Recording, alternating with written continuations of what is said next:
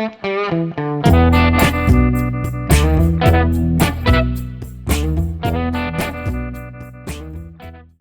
well, welcome to Shred from the Shed. This is Brian Watson, and today I wanted to talk to you about a bit of a change that's happened at CRA in the lens through which they are looking at shred. For any of those of you who have been through a education session, either a first-time claimant advisory service or CAS meeting, claimant advisory service meeting, or if you've ever had the unfortunate experience of being through an audit in the last few years, you will know about the 5 questions methodology. This was a series of 5 questions that were designed to help frame the shred process, to help CRA auditors evaluate whether shred was actually being undertaken by the guidelines. These included questions like, was there a technological uncertainty? Was there a systematic investigation? And was there knowledge gained? Or was there an advancement that was achieved in this process? Even if that advancement was finding out that a certain path was not a path to a solution for your particular shreds.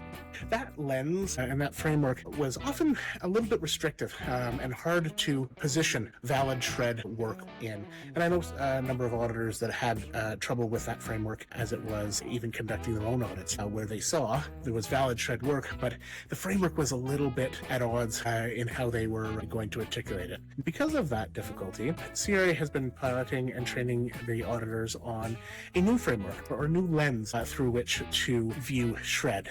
And it really consists of 2 questions. Why were you undertaking the work that you were doing, and how you undertook the work that you were doing? So the why is, were you trying to find a solution to a technological uncertainty that nobody else knew the answer to? So it's a little bit broader in the way that one can define what the activities that you were taking. And the how refers to the method which you were using to investigate it.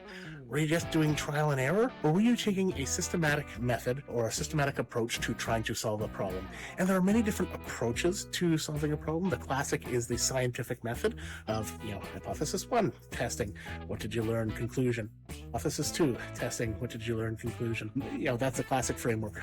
But there are a number of different methodologies that one can use that are systematic frameworks for investigating solutions to a problem. So now that is the framework that CRA has moved to, moving away from the 5 questions and moving towards the 2 questions of how and why. What has remained the same is really 2 things. 1, you have to keep your evidence to substantiate all the work, whether you're looking at it through the lens of the 5 questions or the lens that has now been released. You have to keep your evidence to substantiate how many hours went into the how and why, or the why and how, to solve your problem that might be considered shred. So you have to keep your evidence. The second thing that remains the same is the shred itself. No matter which lens you're looking at it through, both lenses go towards the same goal: defining shred. So under neither lens should more or less shred be eligible.